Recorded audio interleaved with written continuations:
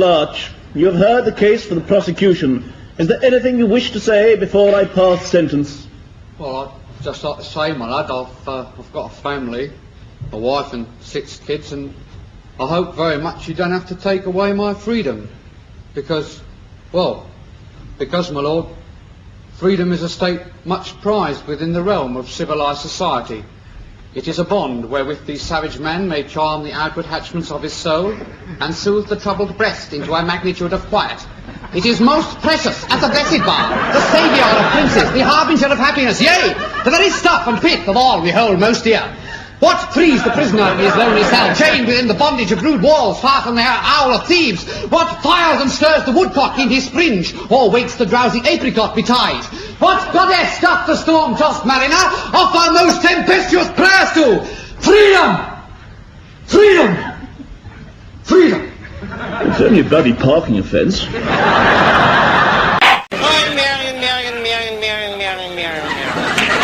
Have I got some news for you? What? Mother Marcus.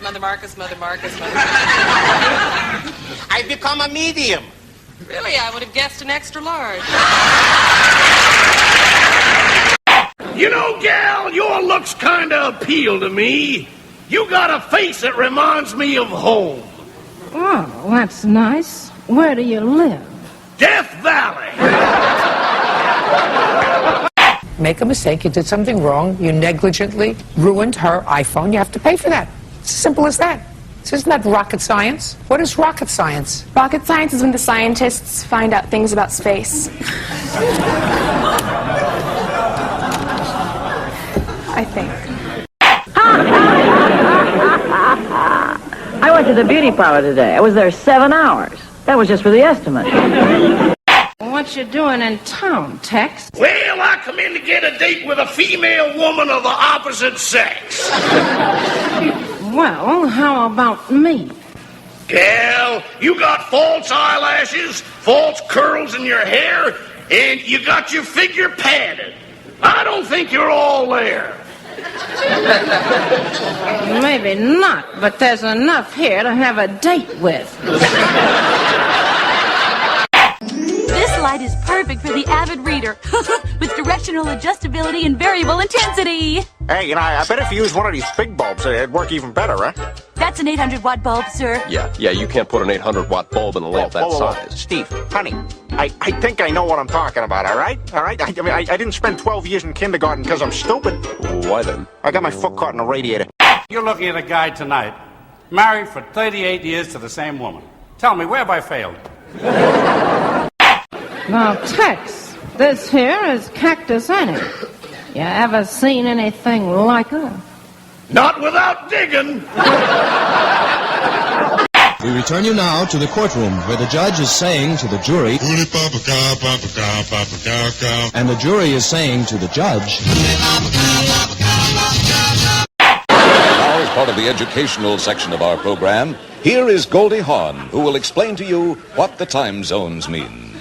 There are 4 time zones in the United States. For instance, if you're having lunch in Chicago, it's breakfast time in California. Of course, if you're in Chicago, you wouldn't feel like breakfast if you're from California because you've just had lunch. However, those living in New York, it's dinner time while we're still eating lunch here in California, which means the time is totally different as in the menu.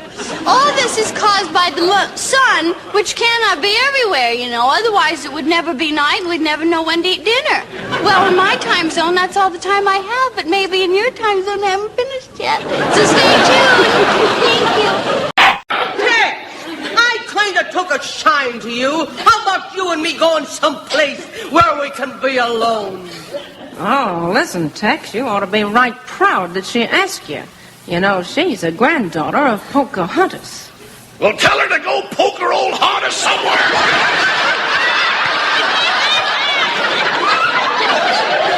Mr. Howard, kindly tell the court what you know about the murder of Kirk Robin. Well, it was like this, Mr. Court. Address the judge as Your Honor. Well, it was like this, My Honor. Your Honor, not My Honor. Why? Don't you like him? Allow the witness to proceed. The court understands him. Thanks, Cordy. You're a pal. I lost a girlfriend to the Sharks. Yeah. Out in Hawaii. She was sitting on the front of a sailboat and jumped off and tried to swim to shore. Got about 40 yards from shore, and then the big white hit her. She'd have made it, too, if she hadn't been wearing her good luck ham.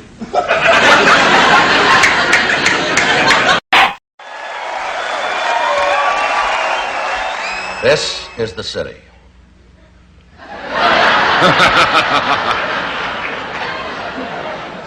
Los Angeles, California.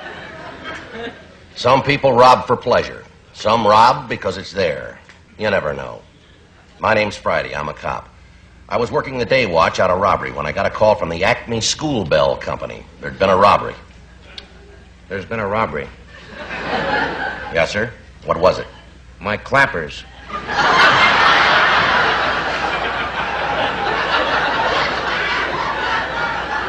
Your clappers? Yeah, you know those things inside a bell that makes them clang? The clangers. That's right, we call them clappers in the business. A clapper caper. What's that? Nothing, sir. Now, can I have the facts? What kind of clappers were stolen on this caper? They were copper clappers. And where were they kept? In the closet. Uh-huh. You have any ideas who might have taken the copper clappers from the closet? Well, just one. I fired a man. He swore he'd get even.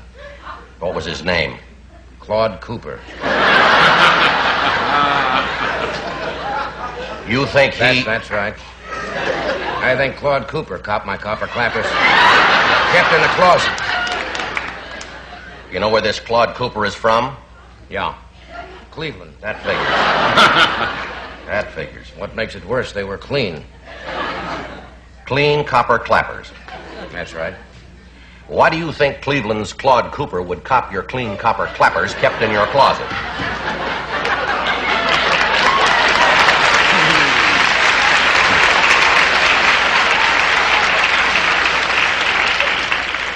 Only one reason. What's that? He's a kleptomaniac. Who first discovered the copper clappers were copped? My cleaning woman, Clara Clifford. That figures. Now let me see if I got the facts straight here. Cleaning woman Clara Clifford discovered your clean copper clappers kept in a closet were copped by Claude Cooper, the kleptomaniac from Cleveland. Now, is that about it?